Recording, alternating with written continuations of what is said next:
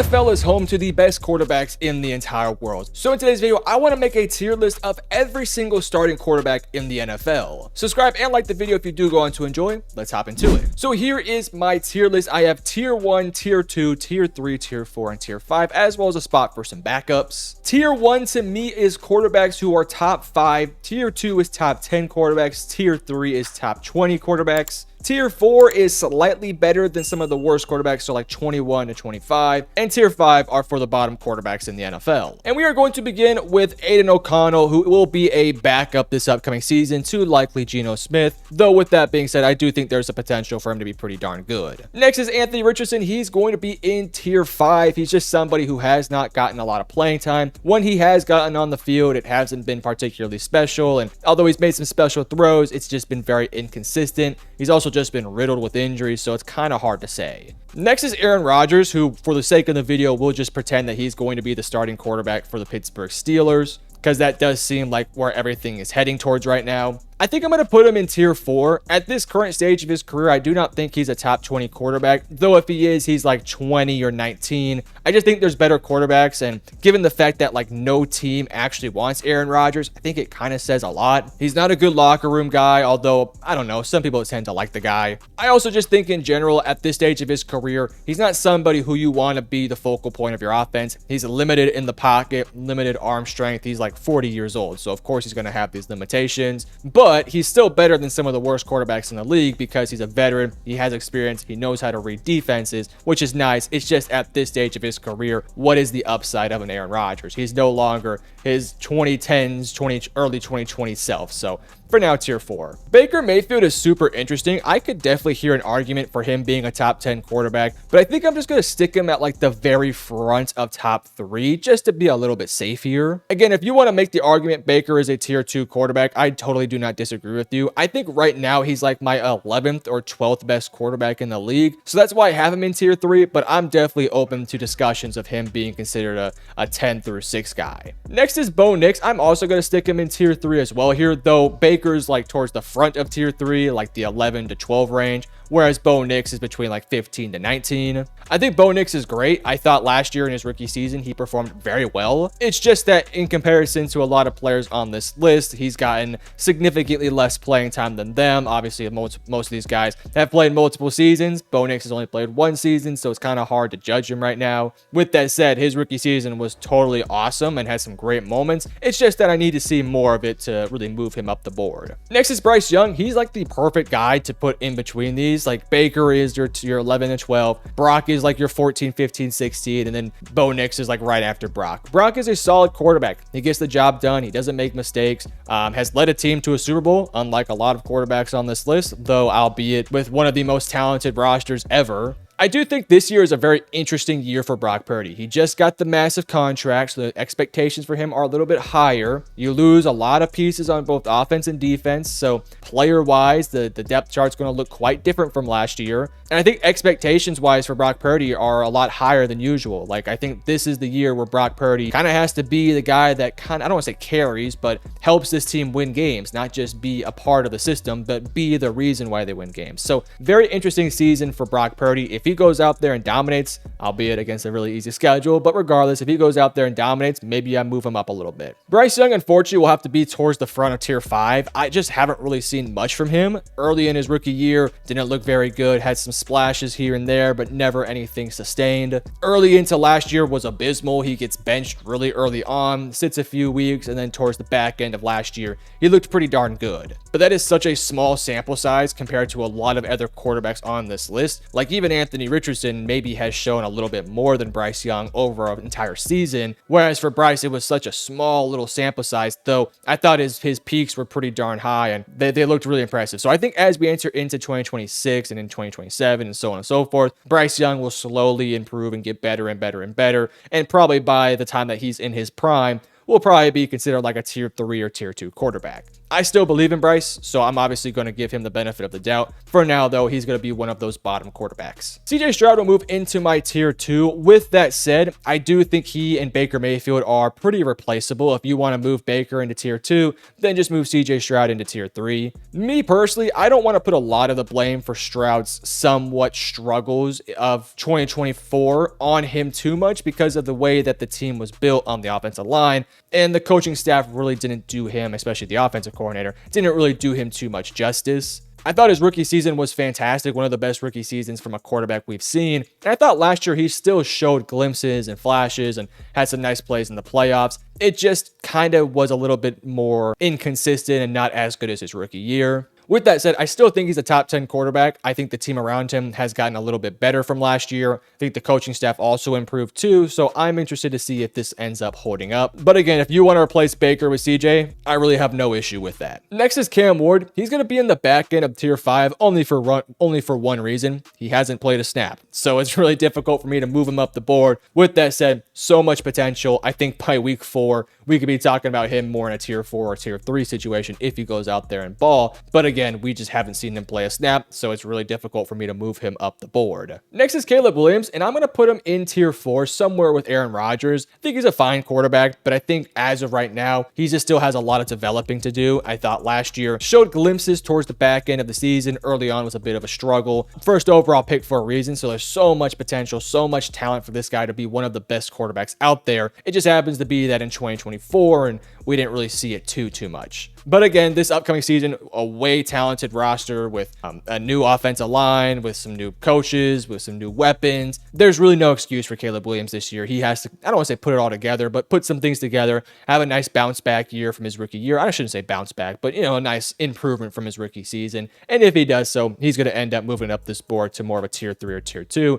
For now, though, he'll be in tier 4. Dylan Gabriel's the backup for the Cleveland Browns. I think he'll get some playing time, but I still think Aiden O'Connell is just a better quarterback. Drake May is interesting. I'm going to put him right next to Caleb Williams. You could argue maybe in front of Caleb or right beside him. I'm just going to stick him right beside him. These guys are pretty interchangeable, though. Both showed great glimpses, but both also had some bad moments. Drake May had maybe some more turnovers than what I would have liked, but at the same time, he was deemed as a developmental quarterback. He didn't start the full season like Caleb did, so it kind of took him a little bit. Once he kind of got rolling, though, I thought he played pretty darn well, especially given the circumstances of him having one of the worst offensive lines, him probably having the worst set of weapons, and the coaching staff got fired by the end of the season. So kind of unfortunate for Drake May in his rookie year to go out there with just a complete talent deficiency every single week. Still, he made some nice plays and had some good moments. I do think, though, this upcoming season, new head coach, so much new talent on this roster, including Stephon Diggs, who's I don't know what's going on there. But anyways, Drake May is in here. He'll likely move up this year, but for now, he'll be in tier 4. Dak Prescott, to me, is a tier 2 quarterback. I've been saying this for a while. I just kind of erased 2024. He was injured the entire season. The entire roster was banged with injuries, and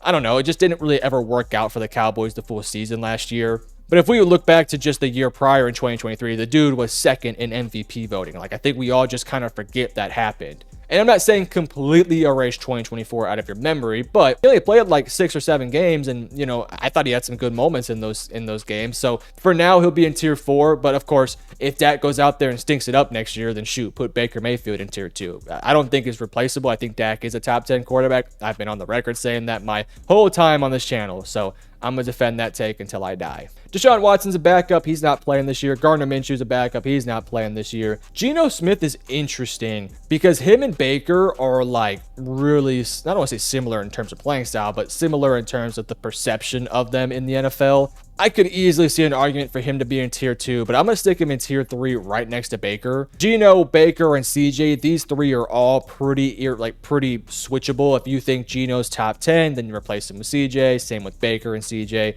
I just think Geno is just a slightly less productive player than Baker. Baker was so productive last year for Tampa Bay, whereas for Geno, he wasn't as productive. But I still think Geno is like a top 10 level processor of the game, makes all the right throws, isn't really turnover prone. Last year had a Seattle team that just wasn't really built that nicely, especially along the offensive line. Dealt with so many issues with that team. Now he's on a new team where I think he'll find a lot of success there as well. So he's in my top like 20, top 15, but he's not quite top 10 quite yet. Josh Allen, tier 1. I guess we can also throw Joe Burrow in there as well. Just kind of talk about these two together. Some of the best quarterbacks in the NFL. Josh Allen won the MVP. Joe Burrow arguably could have won the MVP if his team just wasn't complete ass on defense. Josh Allen, more of the mobile style quarterback. Joe Burrow, more of the modern day pocket passing quarterback. Josh Allen, to me, is the better quarterback between Josh and Joe, but it's very, very up for debate. It's not like it's, you know, a wide distance. It's very debatable. These are two of the best quarterbacks we have to this day, and they'll continue to be in my tier 1 for quite some time. Jaden Daniels, for now, will be in tier 2, just because he's only played one season. But if he has a repeat of what happened last year, I think there is a strong debate for him to already be considered a top 5 quarterback. But for now, Jaden Daniels will be in tier 2. I will put him ahead of Dak and CJ. I thought Jaden Daniels' rookie season was just as impressive as CJ's, plus he was able to translate it all the way to a deep playoff run. And I got to put him in front of Dak because, quite frankly, Dak has never led his team to an NFC Championship game with much more talent than what Washington had. So I got to put Jaden Daniels in front of Dak. Jackson Dart's interesting. I mean, we also have Russell Wilson here too, so I don't think he'll start, but I guess I'll throw him in like the front end of backups. If I were to rank him, he'd obviously be right next to Cam, but for now, he'll be in backups. Justin Fields, I'll put in the back end of tier 4. I think we've seen some glimpses of Justin Fields looking good, and I'm glad he's getting another shot for another team here with the New York Jets, because it kind of was a bummer that the Steelers benched him for Russell Wilson and really never went back to him as the year progressed.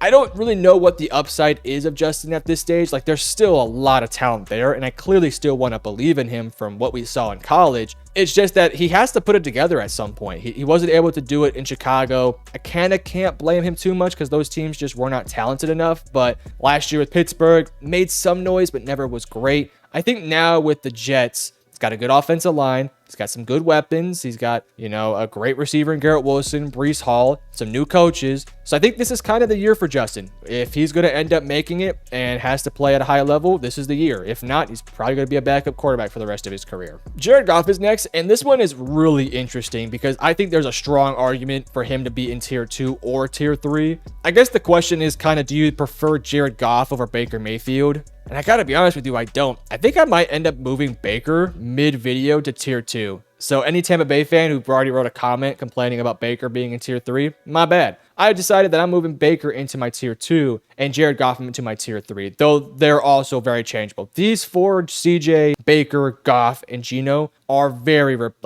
interchangeable. I can see them in any sort of pattern. However, for Jared Goff, he's consistently been with some of the more talented teams in the NFL, has been ultra productive for years and years and years. It's just that Baker, I think, has done just as much as Jared, but with a lot less talent. Not to say his teams aren't talented, but like last year, his numbers were ridiculous. And though Jared Goff's numbers were also ridiculous, he's got Amon-Ra, J-Mo, a stud offensive line, Jameer, David, great coaching staff. I just think there's been more help for Jared Goff, more so than somebody like Baker. So that's kind of why I decided to flip these two. But again, they're very interchangeable. I can hear an argument for Jared to be in tier 2. Justin Herbert, tier 2. Although I kind of think that at this stage, if he has a down year next year, we need to have some conversations. He's just such a solid quarterback. And look, as much as I think there's some criticisms to his game for him not being able to make deep playoff runs, I have to put him in the tier 2. I think I'd put him right here just because I think he's more talented than Dak, but I definitely think there's a very strong conversation between these two. Even CJ, maybe. Jalen Hurts is tier 1.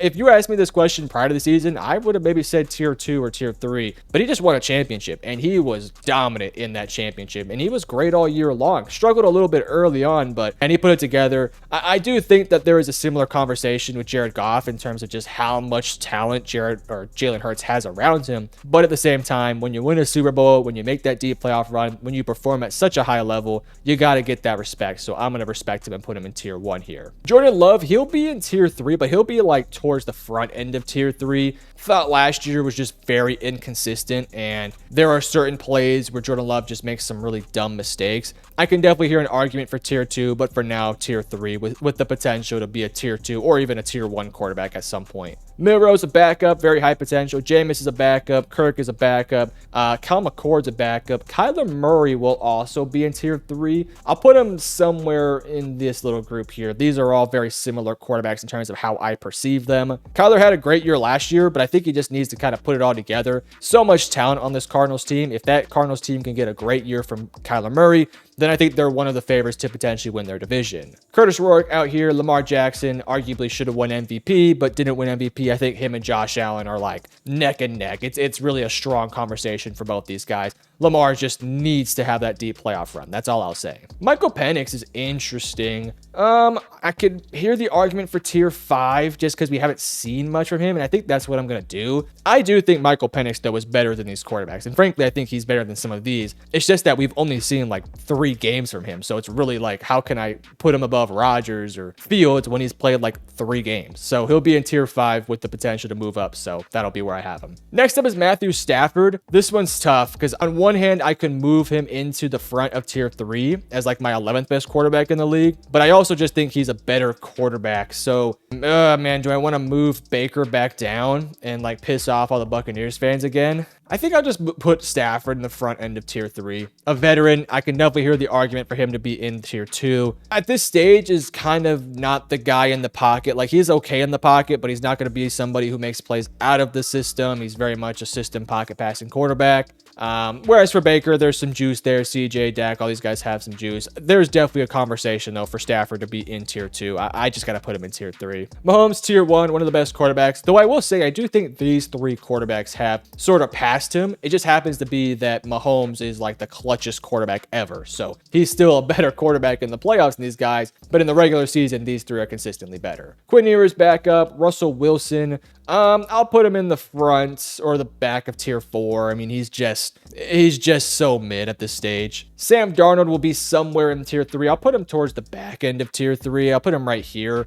Obviously had a great year for Minnesota last year, but will it be a one-year wonder? Will it translate this year? We'll have to wait and see. Spencer Rattler is a backup. Shador is a backup. Trevor Lawrence. He'll be in the front of tier 4. We've seen some great moments from Trevor, some great games, some great even seasons, but it just hasn't been consistent. And I thought last year definitely kind of, I don't want to say fell off, but didn't really play up to the expectations we had for him. So I'll put him in tier 4 here. Tua will also go in tier 3, but I'll put him in front of Sam Darnold. You can maybe argue he's in front of Brock. Just has to stay healthy. And, you know, unfortunately, the team around him isn't super talented at this stage. Like they have some great receivers, but the offensive line is pretty weak. We'll see. Tua is definitely somebody, though, that has some very, very highs and very, very lows. Will Howard, I guess I'll stick in backups just because I also ranked Rodgers, but I don't know. Will Levis goes in backups, and Tyler Shock will be in the back end of my tier 5. I think he's probably the worst starter in the NFL, albeit hasn't played a single snap, so we have to wait and see. But this is my tier list. You guys let me know in the comment section below, what would you change and what do you agree with? And if you enjoyed, hit the like and subscribe button. Love you guys. Peace.